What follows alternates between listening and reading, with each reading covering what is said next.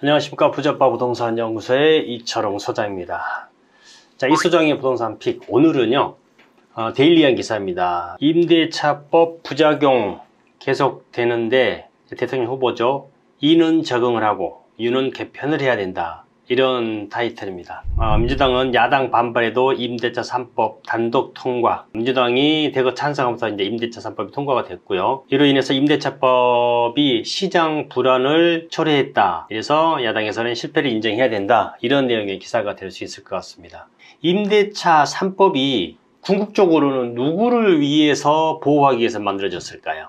자, 임대차가 들어가는 법은 전부 다 세입자, 경제적 약자인 세입자를 보호하기 위해서 만들어낸 어떻게 보면은 편면적 강행 규정이라고 그러죠. 주택임대차 보호법도 민특법, 민사특별법 지위에 있고, 이 지금 계약갱신 청구권이라든지 전월세 상한제, 신고제 이것도 임대차 3법이 통과가 되면서 세입자 지위를 보호해 주기 위해서 만들어 놓은 게 바로 이 임대차 3법이다라고 볼 수가 있는데, 주변에 보면 세입자는 세입자대로 불평불만이 많죠. 또 집주인은 집주인들대로 불평불만이 많습니다.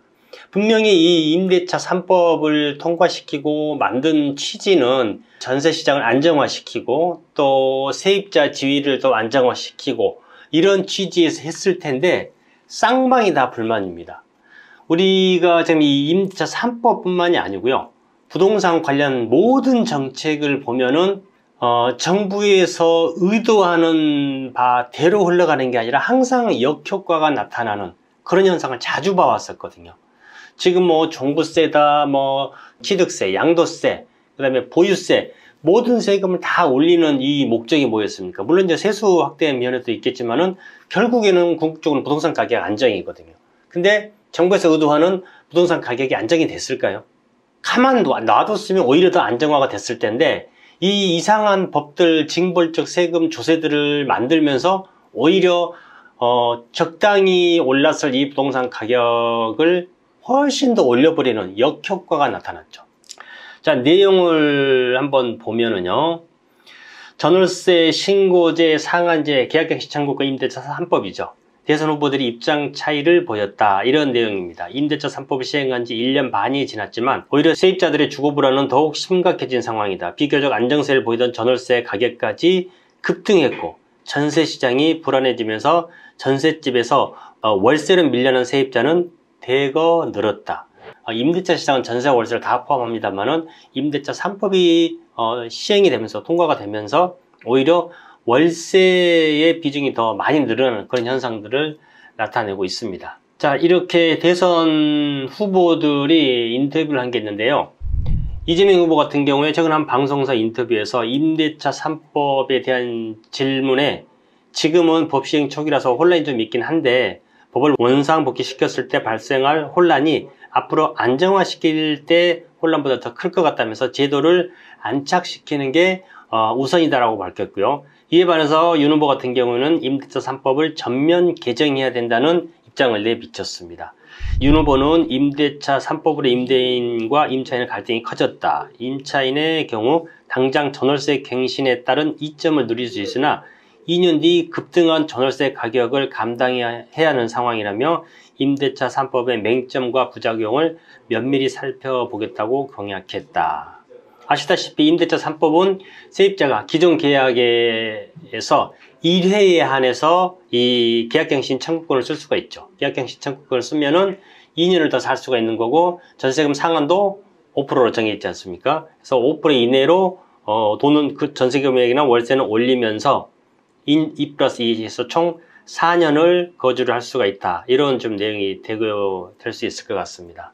그러나 이후에 1년 반이 지난 지금까지도 임대차법 추진이 전월세 가격 상승 등 시장 불안을 초래하는 원인이라는 비판이 계속되고 있다. 이런 내용이에요.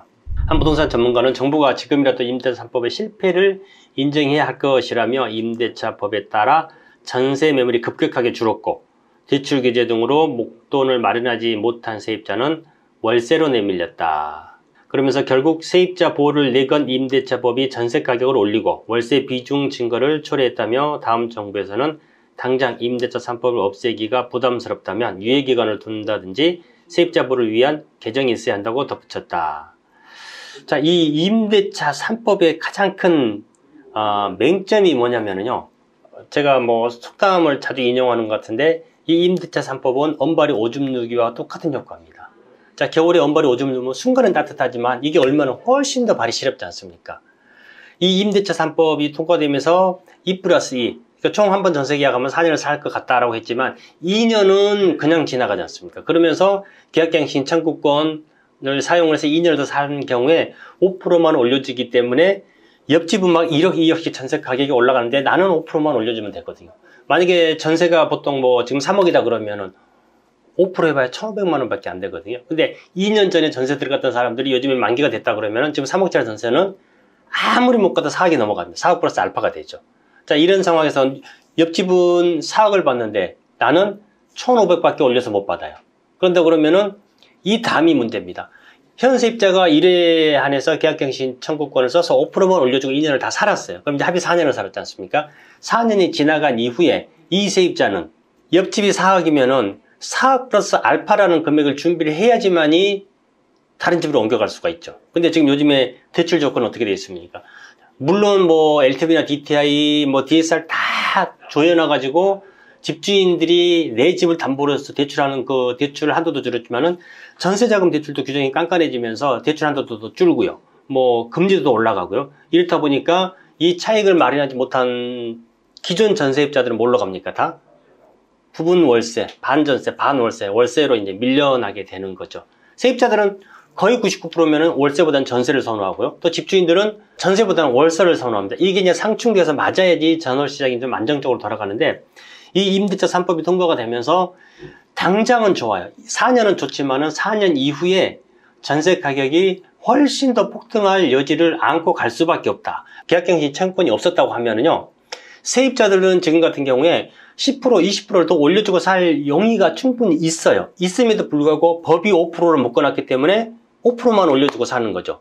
기존 같으면 세입자하고 주인하고 원만하게 합의가 돼서 보통은 10%, 뭐 조금 더 많이 올려준다 그러면은 20% 정도 더 올려주고 그냥 자동적으로 계약을 연장을 당사자들이 알아서 했거든요. 근데 이 이상한 법이 들어오면서 법의 테두리 안에서 놀다 보니까 세입자들은 다음에 올려줄 수도 있는 돈을 그냥 5%만 올려주는 거고 집주인은 그렇다 보니까 뭐 심한 경우에는 같은 단지 안에서 새로운 세입자를 맞은 집하고 계약갱신 청구권 내지는 묵시적 갱신이 한번 돼서 전세계약이 된 집하고는 막 배 이상 차이가 나는 이런 굉장히 괴리가 많이 벌어지는 그런 이제 전세시장이 실제로 속출을 하고 있습니다.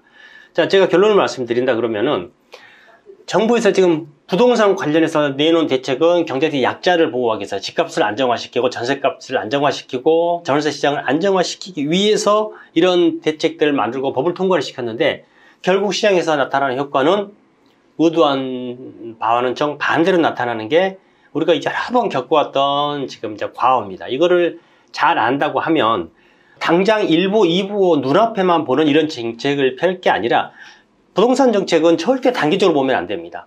5년 내지는 10년적으로 정권이 바뀐다고 하더라도 이 정책이 유지가 어느 정도 좀 돼야지 정권이 바뀐 적에서 180도를 다 이렇게 왔다 갔다 해버리면은 뭐 일반 국민들이 어떻게 그걸 예상을 하겠습니까?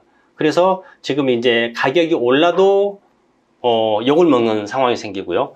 가격이 떨어져도 집 있는 사람들한테는 또 욕을 먹는 뭐 이래저래 깨질 수밖에 없는 부동산 정책 시장 상황이다 라고 말씀 좀 드릴 수가 있겠습니다.